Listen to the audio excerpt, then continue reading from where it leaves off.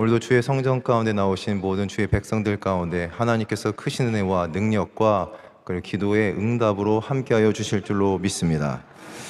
말씀을 읽다 보면 특별하게 은혜 받는 구절들이 있습니다. 저는 특별히 성경을 처음부터 끝까지 정말로 한 절도 빼지 않고 다 읽었었을 때가 신학대학원 입학을 준비하면서부터입니다. 보통은 신앙생활하면서 교회에서 어디를 읽어라 라고 하면 읽든지 아니면 숙제를 하든지.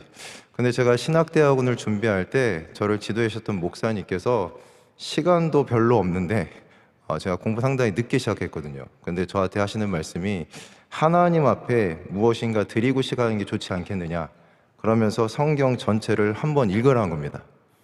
네, 당시에 이게 얼마나 말이 안 되는 소리였냐면, 제가 신학대학원 준비를 언제부터 했느냐, 9월부터 했거든요. 시험이 12월입니다. 그러니까 한 달을 읽어야지 한 번을 읽는데, 저한테 그 말씀을 하시면서 하신 말씀이, 그러면 하나님 은혜 주실 것이다. 근데 은혜를 무엇을 주실지 모르겠지만 그래도 목사님 말씀하신 걸 순종을 했어요. 그래서 제가 9월 한 달 내내 성경 한 번 읽고 시간을 보냈습니다. 그래서 저는 공부를 2달 반 했습니다. 그런데 그에 하나님께서 은혜를 주셔서 합격을 했어요. 그래서 저는 평생에 그 목사님 말씀이 참 기억에 남습니다. 먼저 하나님께 드릴 것이 있는지 한번 드렸으면 좋겠다. 그래서 제가 그때 당시에 성경을 처음부터 끝까지 쭉 읽으면서 몇 가지 구절이 이제 기억에 남는 구절이 있습니다. 그 한 달 동안 아침부터 저녁까지 약 12시간 정도 성경을 정독을 했던 것 같습니다. 그런데 성경을 읽다가 오늘 말씀이 제 마음 가운데 가장 와닿았던 구절 중에 한 구절이었습니다. 이 말씀을 들을 때 제가 첫 번째 놀랬던 것은 사도 바울이 하나님의 뜻을 깨닫고 그리고 선교를 시작했는데 이 선교의 여정이 만만치가 않은 겁니다.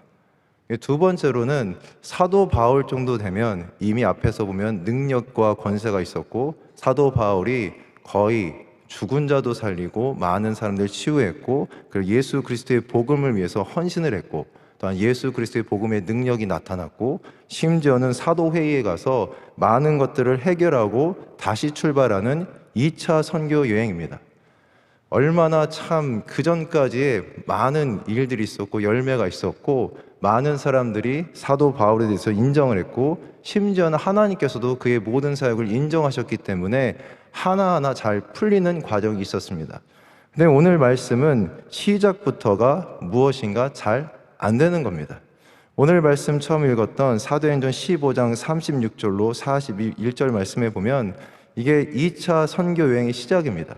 그 앞부분까지는 첫 번째 선교 여행을 마치고 돌아온 바울이 자기가 복음을 증거하면서 어려웠던 부분을 사도 전체 회의에서 이야기하는 겁니다. 자기가 나가서 복음을 증거해 보니 이방 사람들이 예수님 믿기에 어려운 부분이 있다. 그것은 무엇이냐? 율법을 지키는 것이 도저히 안 된다는 겁니다. 율법의 문제 중에서 제일 큰 문제는 음식입니다. 지금도 코셔라고 해서 유대인들은 구분된 음식을 먹습니다. 최근에 이제 이강근 목사님하고 이야기를 기회에 있어서 이야기를 해보니까 유대인 학생들도 한국에 올 때는 음식을 싸온다고 합니다. 그러니까 신앙이 있는 학생들은 일주일이면 일주일치 음식을 다 가져와서 아무리 좋은 음식을 대접하려고 해도 먹지 않는다는 겁니다. 왜냐?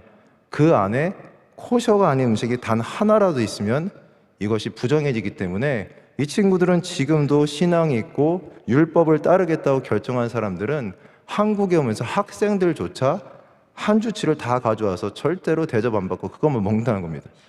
그렇다면 만약에 바울 당시에 율법을 믿겠다고 결심한 이방인들은 율법을 지킬 수 있겠습니까? 불가능하다는 거예요. 율법을 지키면서 복음, 예수님을 믿는 것은 거의 불가능한 겁니다. 그래서 그 문제를 해결하기 위해서 바울이 예루살렘으로 올라갔고, 그 문제를 두고 많은 사도들과 회의하는 가운데 결국 베드로가 자기가 욥바에서 봤던 환상, 하나님께서 거룩하다 하신 것을 너희들이 부정하다 하지 말라라고 증언해 줬고, 당시에 교회의 지도였던 야고보가 이 모든 것을 인정하면서 마지막에 결정을 합니다. 무엇을 결정하느냐? 우상에게 드려진 제물, 그리고 피 섞인 것, 목매어 죽인 것 외에는 먹어도 된다. 풀어주는 겁니다. 매여있던 것을 풀어주고 복음의 문이 열릴 수 있도록 사도회의에서도 기도하면서 성령의 인도하심을 받고 길을 열어준 겁니다. 두 번째로는 음행의 문제는 절대로 안 된다. 그리고 나서 잘 됐겠거니 바울은 어떻게 했습니까? 이젠 이방인들이 복음을 잘 받아들일 수 있는 상황을 만들어 놓고 다시 시작하는 겁니다. 마음 가운데 어떤 마음이 있었겠습니까? 야, 이제 잘 되겠지. 이제 하나님께서 길을 열어주시겠거니 라는 기대함을 가지고 시작하는데 시작부터 삐그덕거립니다. 바울이 바나바더러 우리가 다시 전도하러 갑시다. 선교하러 갑시다. 바나바가 좋은 겁니다. 아, 좋다. 같이 가자. 그런데 바나바가 얘기하는 겁니다. 그런데 마가 요한을 좀 데려갔으면 좋겠다. 마가 요한은 예수님께서 마지막 성만찬을 베푸르셨던 다락방의 주인입니다. 그 집 아들이에요. 그리고 1차 선교 여행에서 같이 동행했었는데 중간에 실족해서 떨어져 나갔습니다. 근데 바나바라는 사람은 성경에서 보면 권위하는 자, 약하고 잘못된 사람 이렇게 세워줍니다. 심지어 바울조차도 많은 사람들이 믿지 못했을 때 바나바가 가서 세워줬어요. 그런 성향이 있는 사람은 어떻겠습니까? 계속해서 잘 못하는 사람 세워주고 싶으니까 같이 가자. 그랬더니 바울은 또 어떻습니까? 싫다는 거예요. 성경에서는 바울은 단호합니다. 예수님 믿기 전에 어땠습니까? 예수님 믿는 사람은 다 잡아서 죽여야 되고 그리고 쫓아가야 되고 안 된다는 거예요. 시작부터 삐그덕거리는데 관계가 삐그덕거립니다. 어려움이 오는 겁니다. 결국 어떻게 됩니까? 두 사람이 함께 하나님의 복음을 증거하고 선교를 하다 갈라지는 거예요. 잘 될 줄 알았더니 어려움이 옵니다. 그리고 나서 출발한 이 선교행에서 6절 말씀에 처음부터 바울이 계획했던 아시아에서 복음 전하는 것이 막히는 겁니다. 이 정도 된다면 많은 사람들이 기도할 겁니다. 하나님 뜻이 아닌가? 내가 뭔가 잘못해서 그렇지 않은가? 무엇인가 내가 바나바와 싸워서 그런가? 아니면 처음부터 내가 하나님 뜻을 잘못 알지 않았는가? 라는 생각을 할 수 있다는 것입니다.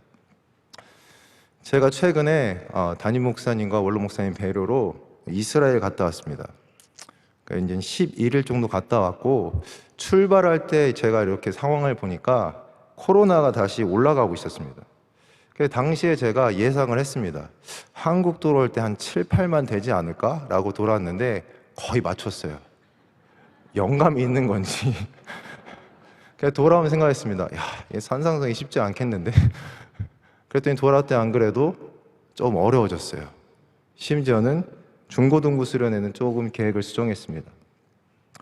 제가 그리고 난 다음에 이 코로나에 대해서 하나님께 주신 마음이 뭔가라고 기도하는데 하나님께서 대체 이 코로나를 통해서 우리에게 무엇을 말씀하고자 하실까? 다양한 학자들과 많은 분들이 이야기를 합니다. 그런데 제가 오늘 하나님께서 주신 마음은 무엇이냐? 하나님께서 주신 마음은 당연한 것은 없다는 겁니다. 당연한 것은 없다.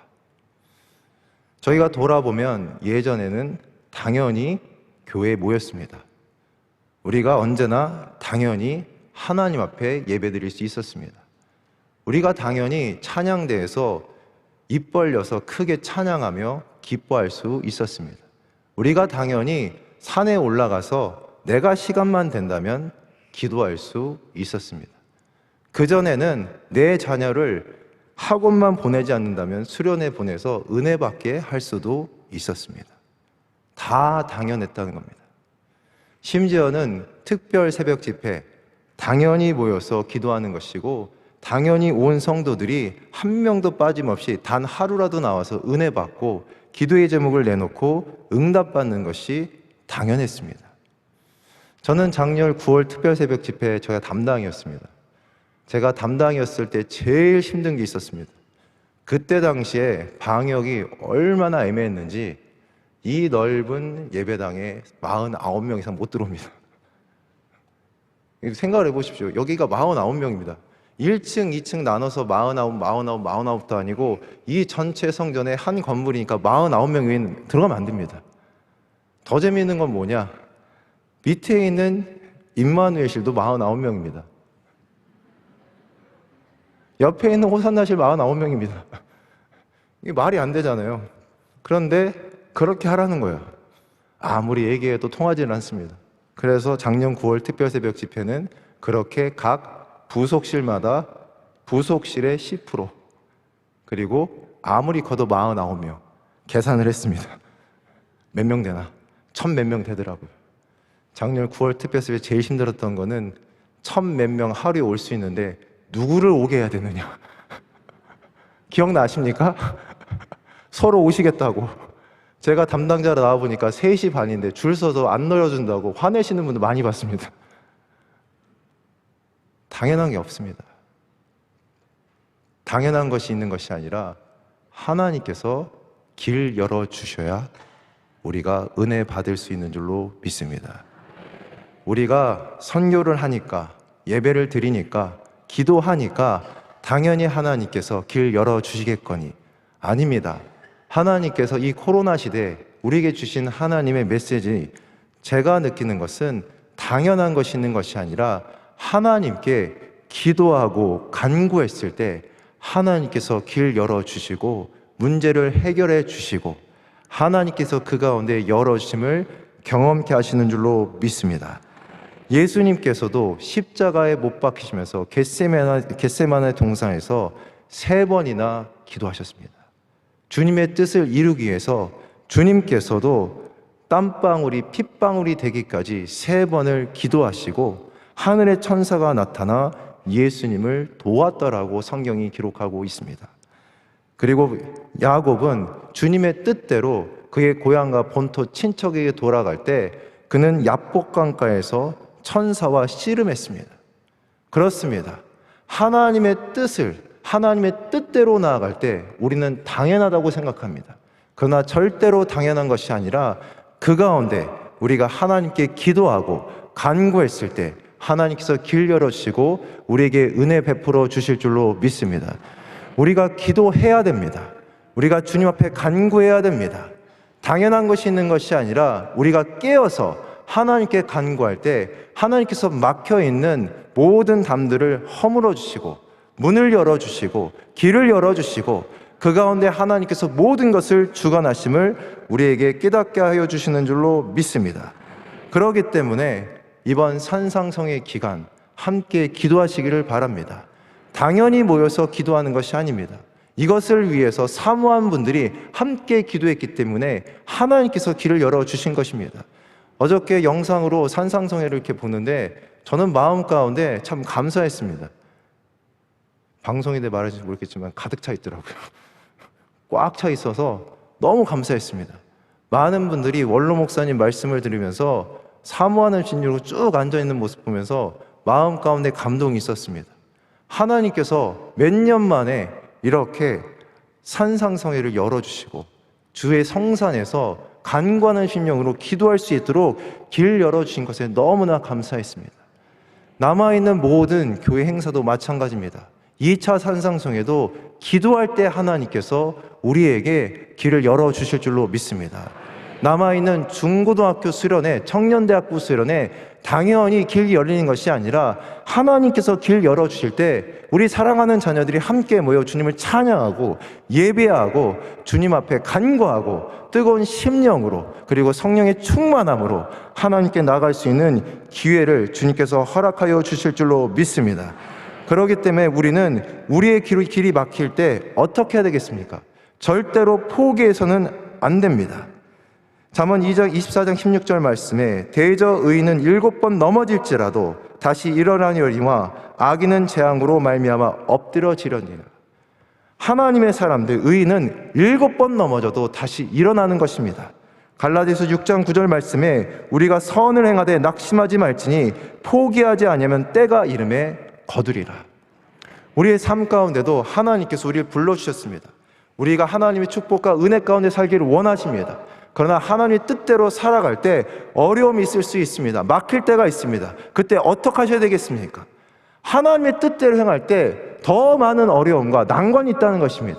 당연히 길이 열리고 당연히 모든 것이 자연스러운 것이 아니라 그 가운데는 많은 영적인 싸움이 있고 기도가 필요하고 넘어지면 다시 일어나야 되고 하나님께서 때가 되면 열매를 주시리라 라는 믿음으로 걸어갈 때 하나님께서 우리에게 길 열어주시고 바울과 같이 많은 열매를 허락하여 주실 줄로 믿습니다.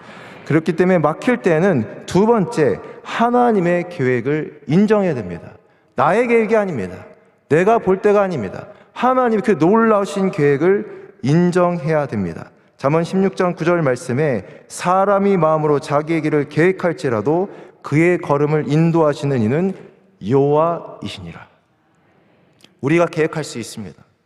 가장 좋은 길, 최고의 길, 아름다운 길, 문제없는 길을 계획할 수 있습니다.